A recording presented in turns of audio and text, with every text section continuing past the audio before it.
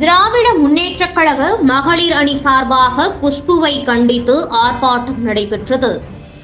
தேனி மாவட்டம் உத்தமபாளையம் பைபாஸ் சாலையில் பாரதிய ஜனதா கட்சியின் தேசிய செயற்குழு உறுப்பினரும் நடிகையுமான குஷ்புவை கண்டித்து திமுக தேனி மேற்கு மாவட்ட மகளிர் அணி சார்பாக கண்டன ஆர்ப்பாட்டம் நடைபெற்றது.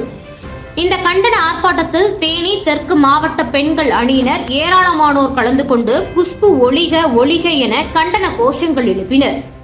தேனி தெற்கு மாவட்ட அணி பெண்கள் சார்பாக பேசுகையில், மகளிரே கொச்சைப்படுத்திய பாரதிய ஜனதா கட்சியின் செயற்குழு உறுப்பினர் குஷ்புவே மன்னிப்பு கேள் என கோஷங்கள் எழுப்பினர்.